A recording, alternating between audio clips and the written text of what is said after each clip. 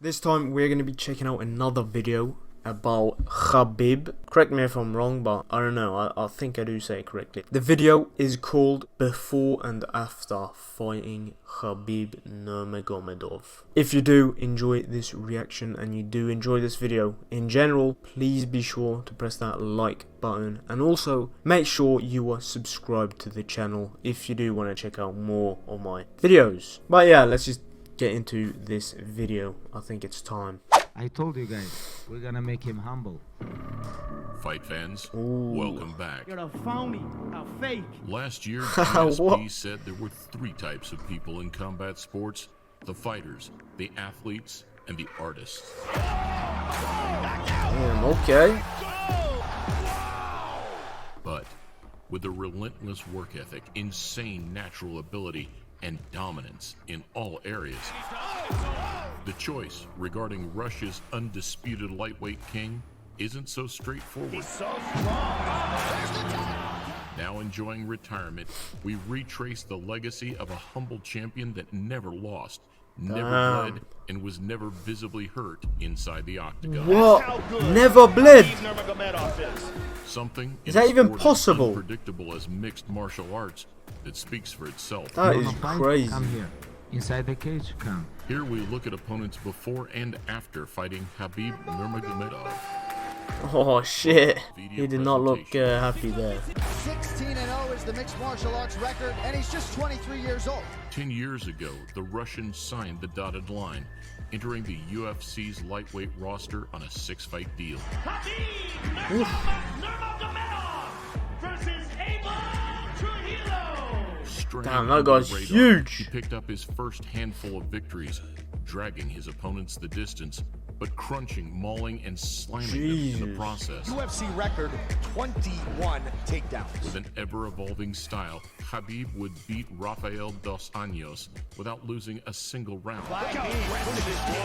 Oh wow. So he just fucking demolished him. Some were convinced, others not so much. But everybody had started to take notice. I think he's a little amateur. I think that he needs a little work. Khabib Nurmagomedov, before you were here, he's already in the press room somewhere. Is he what you think should be next? Hey, if they want him next, give him a shot. I'm ready. It would be 2 years later, following a series of freak knee injuries, that Khabib would finally be back in action. You're fat, you're slow, you have no rhythm. I can't wait to shut your face with my hand. I'm gonna knock you out. Unfortunately, Tony Ferguson pulled out, facing health issues of his own, Still kind of a hard pill to swallow. leaving Pennsylvanian Daryl the Saint Horcher with the opportunity of a lifetime. Here, UFC give me fight versus Tony. 16 April, I'm here. Where's Tony? Tony's pull out? Please, shut up. I have fight, Daryl Horcher. I have to focus this guy. I don't think he can stand with me. Better matchup that we could have on 9 days' notice than Khabib himself, you know. But he's just a man. They're all the same. At the Okay, fighting words. 160-pound catchweight, Horcher was a huge underdog. And as the fight unraveled, it became more and more apparent why. I'm going to touch him, and he's not going to like my power. And that's the just of it. You know, this could easily be Looks like you're not liking his power, man. With an embrace and show of respect, it was a night that highlighted the more amicable side of mixed martial arts. I came up short in my debut. tough guy. What he did tonight, no one won. You know, you fight the #1 guy in the division on 8-day notice. You know, I lost 25 pounds in 7 days. I came off the couch. I hadn't trained in months. Holy shit. This was my real debut. The guy's an animal. He just got crushed. He is the best lightweight in the world. With Eddie Alvarez sidestepping Khabib in exchange for Red Panty Night, You're blessed that I chose to whoop your neck. What? it was another tough, quick, and confident American that would take his place. I'm about to go celebrate with my team in the back, and we're getting ready for soon. I went on that New York card. Anybody, let's go. First of all, I have to beat Michael Johnson. Michael Johnson already beat Tony Ferguson, Barboza, a lot of tough guys. He's not easy fight. Tony's side, Michael Johnson was the only man calling out Khabib, and labeling him as one-dimensional. No, I'm here to take care of business. I'm here to fight. I'm here to get a win, and that's all it is. I don't think we're gonna see a new Khabib. We haven't seen him progress his game at all. I hope he tries to test it out on me Saturday. You know, I'm looking forward to that one. Whilst Johnson too deserves credit for stepping up to the Let's plate, see what happens his fate after. was no less brutal. It almost seems like they're shocked at how strong Yeah, he's nuts, man. Talking to him in the process, the Eagle swept him up, dropped him, and then drowned him. Я мог ему сломать руку, я ему 2-3 раза говорил, чтобы он сдался. Аккуратно делал, потому что этот болей, который, если она ломается, она, больше не восстанавливается, эта рука прежняя. Oh, look at that, man. Twisting that shit. But Khabib's focus quickly switched to the lightweight title, and one man in particular. I want to fight with your chicken because this is #1 easy fight in lightweight division. I think I deserve this, but this is up to main event. Khabib would get his shot at the lightweight strap in early 2018, but 5 months prior, it was Edson Barboza that would look to halt the Russian's route to the top. On the back of 3 convincing wins, Barboza jumped at his chance to face the very best. 2 best lightweights in the world fighting, you know? Fight itself felt like a slow, brutal execution. Oh my days. You know, Jordan in his prime. You just can't cover the guy. It's almost like he's the only one on the court. Yeah. Remember, it was like he was the only one in the cage. Dominance by Khabib. It's just domination, Of the like. night, and a reminder of just how good Khabib really was. Holy shit. I can understand why, after the fight they were a bit like, oh, he's the hardest fight and whatnot, like that guy said before. He's the hardest fight I've had and whatnot. It's like you can see why. He's literally demolishing him. Just pure domination. It literally looks like he's just controlling them. And it's like, it's not even a fight at that point. It's just, he's kind of like just playing around with you a bit, training and practicing. He's just got the upper hand, in all this footage and whatnot. And it's like, that would take a toll, you know what I'm saying? You train so hard. You're almost there, and then this guy comes in and he just dominates you. Yeah, I would be pretty sad if I would lose like that. But yeah, let's see what he says here, because I would be depressed. His game, everybody know his game plan, and nobody can stop him. I think definitely one of the best of all the time in the lightweight. Now, if you have to give me 1 hour rest, Jeez. I can fight one more time with Conor or Tony. That no problem. Nah, Khabib looked terrible in that fight. He's just barreling down, coming straight forward like a tank. It's always the trash talk in the beginning, every single time. But Khabib, because I'm probably his biggest fan in the UFC. So you really think he looked terrible in that fight? Khabib? The man looked the I'm same. guessing this is his opponent. A couple years ago, right? After another Tony Ferguson injury, coupled with some replacement drama. They checked, they looked at me, and they said, "You don't look good. You can't do it." That's all that happened, and it walked out. It was Al Iaquinta, a former championship wrestler with fantastic takedown defense, who'd be up next. Okay. A chance to snatch the vacant lightweight. This will be interesting. $2 million to fight, $1 million sure. to fight Khabib. I don't want to fight that guy. You see what happened to Barboza? What, nuts? They're getting beat up to the point where they want out.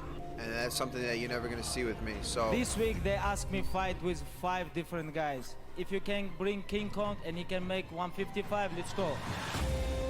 King New Kong. Yorker's takedown defense and awareness was indeed on point. That was very intriguing was the fact that Iaquinta was able to get back up. Unfortunately for him, this was the night we found that Khabib's striking had improved greatly. Khabib was hitting his opponent and not getting hit back. So he's just showcasing at that point. Supposedly laying the he can do whatever. He's cool, calm under pressure. He got out of it, and then he was like, "All right, that's it. Now I'm gonna kill you." But with the American referring to him as a monster post-fight, it was still going to take something otherworldly to stop him. Now I want to fight with George St. Pierre in New York, Madison Square Garden. Hey, he's good in certain positions. He's amazing in. And he's also amazing at getting to the positions that he's amazing. Hey, good job. #1 gangster. Whoa! message, hey, come here, this place, and that's it. Thus far in his career, Khabib's grace and humility had repelled the majority of bad blood or trash talk. However, as we know, this was all about to change. I am going McGregor. to truly love putting a bad beating on this little glass jaw rat. Four times. You tap four times. So what? I'll tap your head off the canvas, kid. With both men's personalities amplified under the spotlight, this really was the ultimate good guy versus bad guy showdown. You'll never beat the Irish. You will never beat the Irish. This is not Eddie Alvarez or Jose Aldo. This is a completely different fighter. If you want to stop it, you have to kill me. But for the Irishman, the dream slowly turned into a nightmare. Ice cold. He begged me, please, don't kill me, you know. Khabib his best to the octagon. God damn, bro. Followed by his worst. I couldn't believe my eyes while it was happening. Oh no, total chaos here. A bittersweet ending to the sport's highest-grossing pay-per-view. Conor gets a hard time about his cardio all the time, but who has Khabib faced that didn't look like that after 2 rounds? I just misinterpreted his efficiency. He was very efficient and he took shots well. A year later, after putting the ugliest scenes of his career behind him, Khabib's attention turned to another man who was tearing through the lightweight division. Oh. Sean Khabib. Holy moly. Poirier didn't bring the drama like Conor, but as an all-rounder with game-changing power, it was a clash that lit up the imagination in equal measure. I'm going to make something special happen September 7th in Abu Dhabi. I'm going to shock the world.